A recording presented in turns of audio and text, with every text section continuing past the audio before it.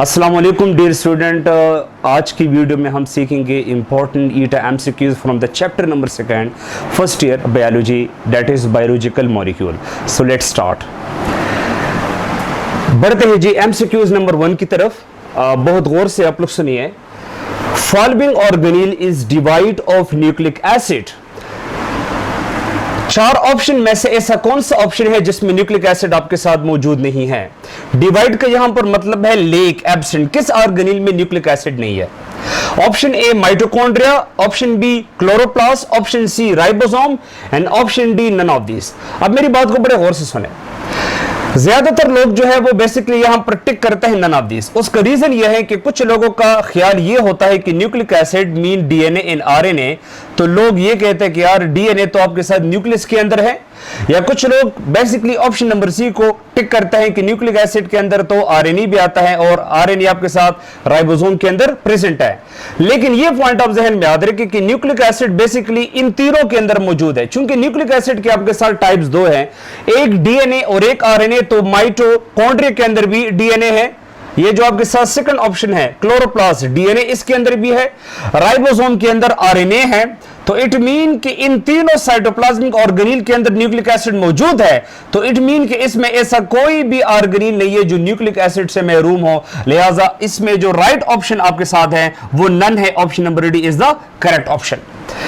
MCQ number 2, which term include all others. In 4 option में ऐसा कौन सा टर्म है जो बाकी 3 इसके अंदर इंक्लूड होता है? Option A carbohydrate, B starch molecule, C sucrose and D glucose.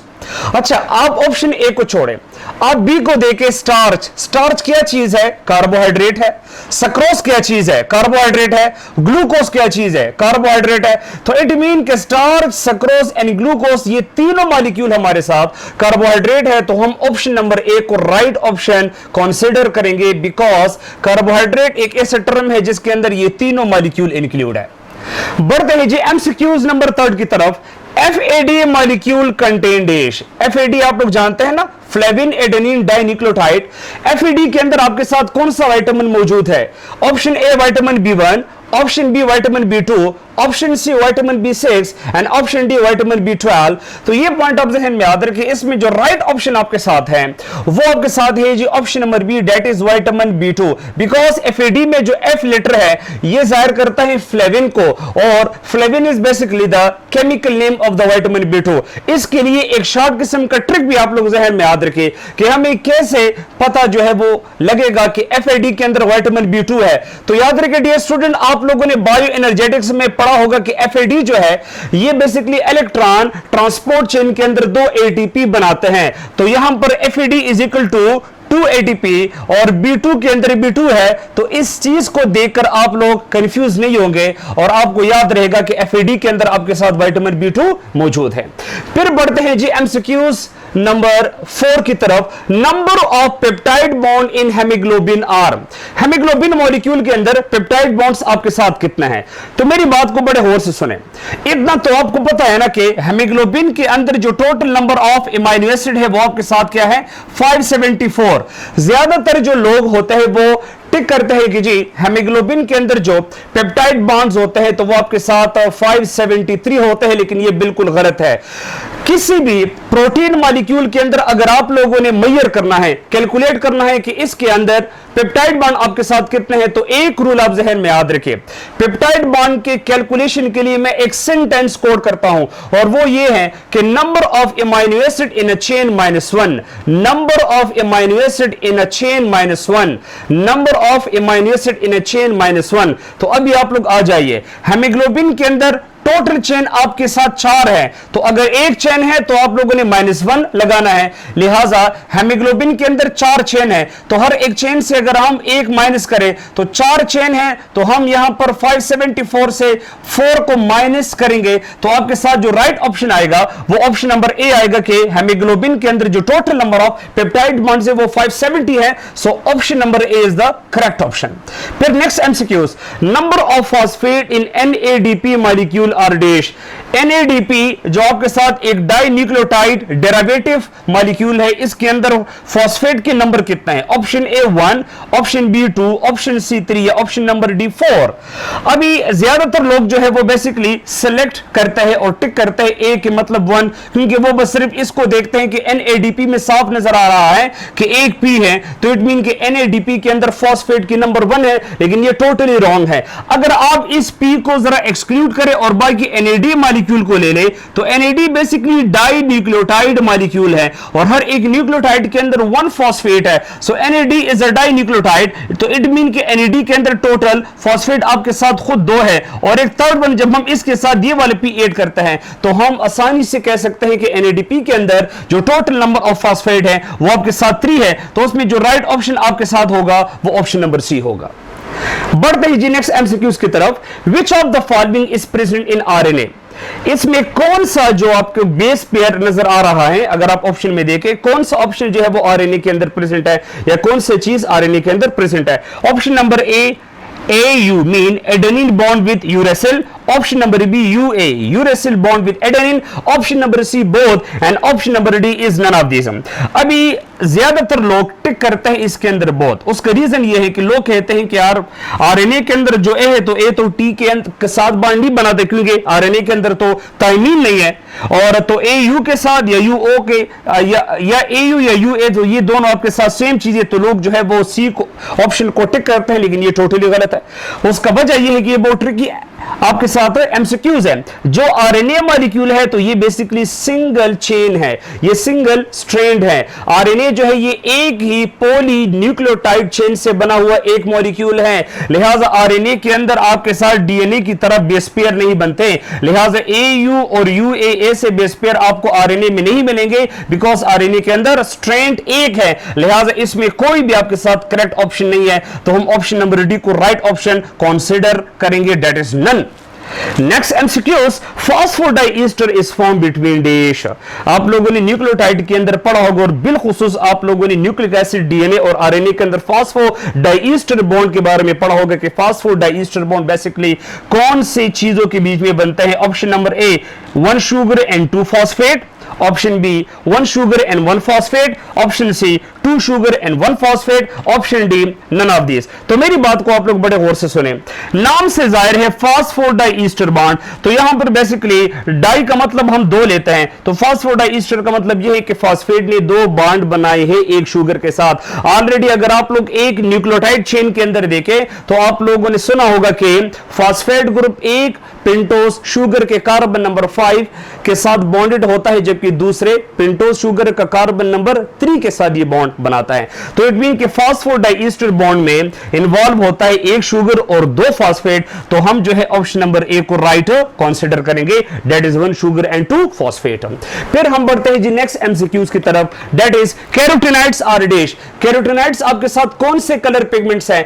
Option number A yellow, option B red, option C orange and option D all. तो अगर आप लोग देखें कैरोटीनॉइड के आपके साथ 2 टाइप से, एक ज़ैंथोफिल और एक कैरोटीन। ज़ैंथोफिल जो है ये येलो पिगमेंट है, जबकि कैरोटीन आपके साथ रेड ऑरेंज पिगमेंट है। तो इट मीन कैरोटीनॉइड के अंदर ये तीनों कलर के पिगमेंट मौजूद हैं, तो इसका जो राइट ऑप्शन आपके साथ आएगा that is D, all of these. फिर MCQs, that is very important. Which of the following has the large number of glycosidic bond? इसमें कौन सा ऑप्शन है, कौन सा मॉलिक्यूल है जिसमें ग्लाइकोसिडिक बॉन्ड आपके साथ ज्यादा होते हैं? ऑलरेडी आप लोगों ने पढ़ा होगा कि कार्बोहाइड्रेट में जो मोनोसेकेराइड के बीच में जो बॉन्ड बनता है that is called glycosidic bond, जो एक टाइप ऑफ कोवेलेंट बॉन्ड है। तो option A sucrose, B maltose, C starch, D lactose. तो जाहिर बात है उस कार्बोहाइड्रेट के अंदर ग्लाइकोसिडिक बॉन्ड की नंबर ज्यादा होती है जो आपके साथ मोर कॉम्प्लेक्स होता है, जिसके अंदर मोनोसेकेराइड के यूनिट सबसे ज्यादा होता है। तो अगर आप ऑप्शन नंबर सी को देखें स्टार्च, स्टार्च एक पॉलीसेकेराइड है, बाकी लैक्टोज, माल्टोज, सक्रोज डाइसेकेराइड है। तो इट मीन कि इन चारों ऑप्शन में सबसे जो कॉम्प्लेक्स कार्बोहाइड्रेट है वो आपके साथ स्टार्च है। तो इट मीन कि स्टार्च में ग्लाइकोसिडिक बॉन्ड की नंबर सबसे ज्यादा होगी। तो इस एमसीक्यूज का जो राइट ऑप्शन है वो आपके साथ ऑप्शन नंबर सी है, दैट इज स्टार्च। फिर next MCQs, both chains of DNA are held together by dash. जैसे कि आपको इस चीज कहने में ना कि DNA basically double stranded related molecule है। डीएनए के अंदर पॉलीन्यूक्लियोटाइड के दो चेन्स होते हैं और ये दोनों चेन जब भी आपस में टुगेदर होते हैं तो किस बॉन्ड की वजह से होता है? Option A hydrogen bond, B phosphodiester bond, C ester bond and option number D all of these. ज्यादातर लोग जो है वो डी को टिक करते हैं क्योंकि ज्यादातर बच्चे ये सोचते हैं कि यार हमने तो डीएनए का स्ट्रक्चर पढ़ा है, उसमें हमने ये तीनों बॉन्ड के बारे में सुना है, hydrogen bond, phosphodiester and ester bond, लेकिन एमसीक्यूज को तो आप लोग बड़े गौर से सुनिए ना।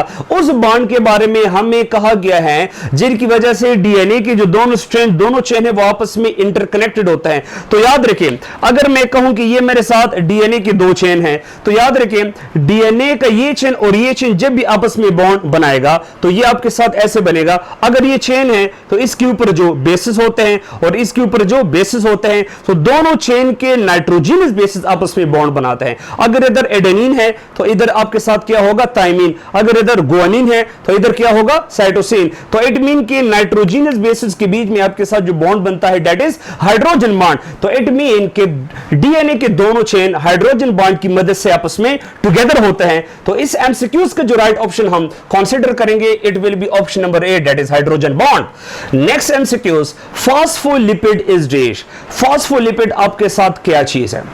ज्यादातर लोग इसको टिक करते हैं ऑप्शन नंबर बी के फास्फोलिपिड तो हाइड्रोफोबिक इन नेचर है, ये तो वाटर इनसॉल्युबल है। लेकिन अगर आप लोगों ने फास्फोलिपिड के स्ट्रक्चर को बड़े गौर से देखा है तो फास्फोलिपिड को हम दो पार्ट्स में डिवाइड करते हैं, एक उसका हेड पार्ट और दूसरा उसका टेल पार्ट है।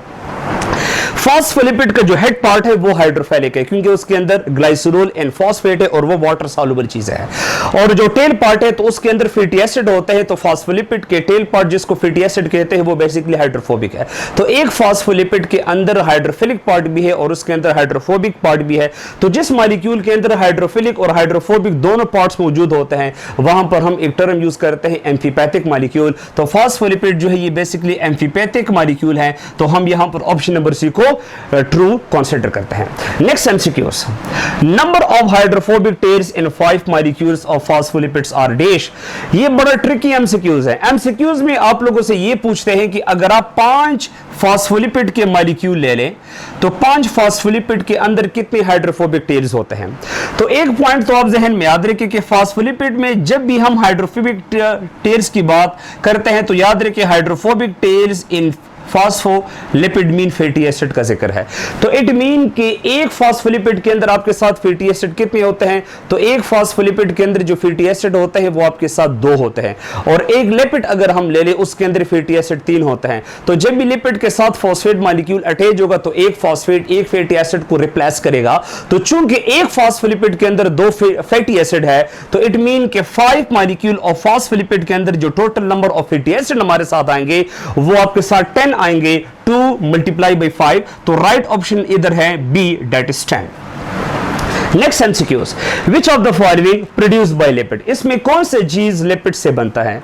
ऑप्शन बी ए एस्ट्रोजन जो आपके साथ एक सेक्स हार्मोन है फीमेल्स के अंदर, B is vitamin D, C is aldosterone and D is all of this. तो एक पॉइंट आप जहन में याद रखिए डियर स्टूडेंट कि estrogen hormone, vitamin D and aldosterone ये तीनों चीजें बेसिकली कोलेस्ट्रॉल डेरिवेटिव्स है और कोलेस्ट्रॉल बेसिकली आपके साथ लिपिड का एक टाइप है। तो इसमें जो राइट ऑप्शन है वो डी है कि ये तीनों की तीनों चीजें सारे की सारी चीजें बेसिकली लिपिड्स प्रोड्यूस करती है।